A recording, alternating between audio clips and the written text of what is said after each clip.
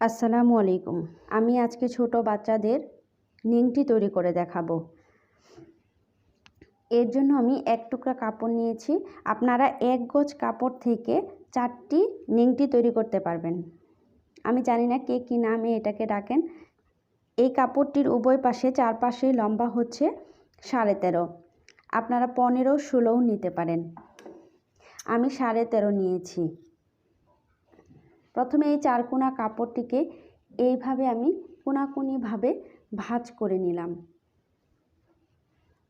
কাপড়টি আমার উল্টা দিক দিয়ে আছে এবং সোজা দিকটা আমার ভিতরের দিকে আছে।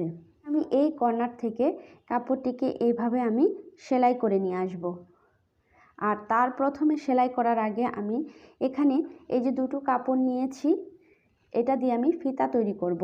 এখানে একটা ফিতা দিব, আমি এই কর্নারে একটা ফিতা দিব, আর মাঝখানে আমি এইভাবে 2 ভাঁজ করে একটা ফিতা দিব। সেজন্য আমি প্রথমে এই কাপড়টা 1 ইঞ্চি পরিমাণ মোটা করে আমি কেটেছি। এখন এটাকে আমি এইভাবে ভাঁজ দিয়ে একটি ফিতা তৈরি করে নিচ্ছি।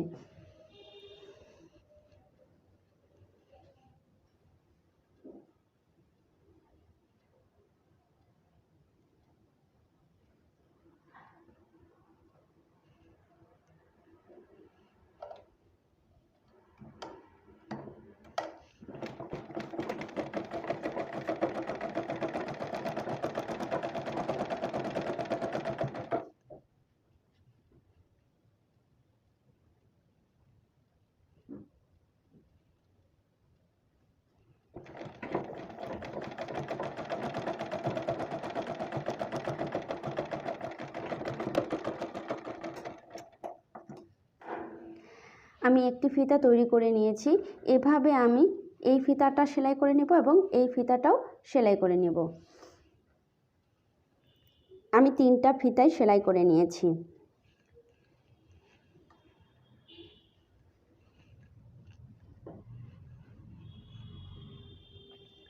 এখন একটি ফিতা নিয়ে আমি এই কর্নারে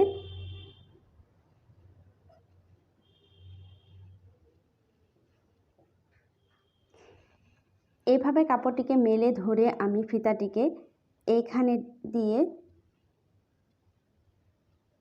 এইভাবে সেলাই করে নেব। এখন আমি এই কর্নার থেকে সেলাই করে নিচ্ছি।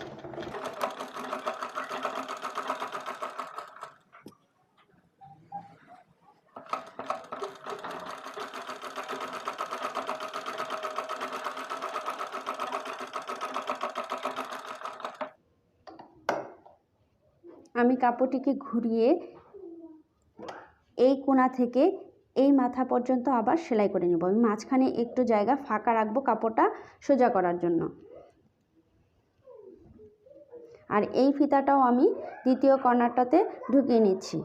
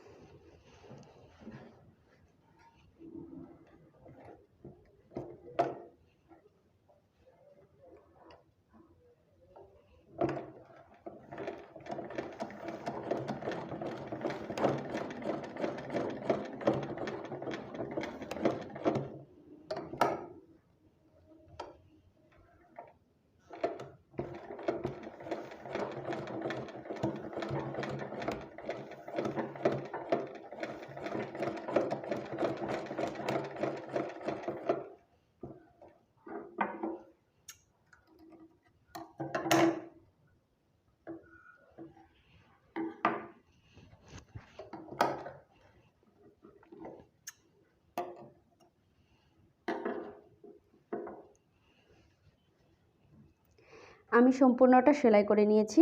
এই জায়গাটা ফাঁকা রেখেছি, সেলাই করিনি। এটা দিয়ে আমি এখন কাপড়টিকে সোজা করে নিচ্ছি।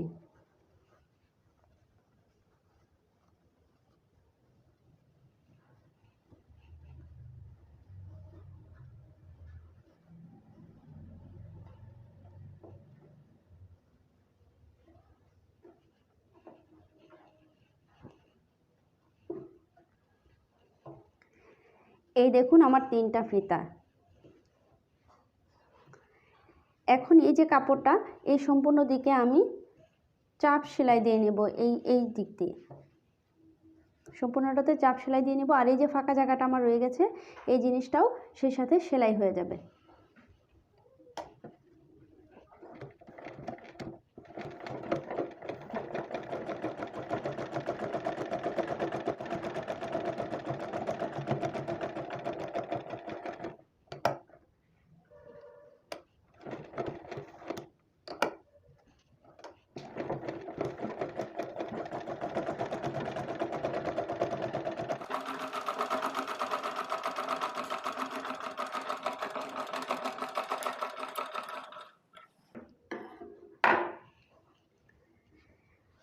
আমি 4-5টা সেলাই করে নিয়েছি। এই জায়গাটা এমন হবে। তৈরি হয়ে গেল আমার নেংটি। আজকের মতো এখানেই বিদায় নিচ্ছি। আল্লাহ হাফেজ।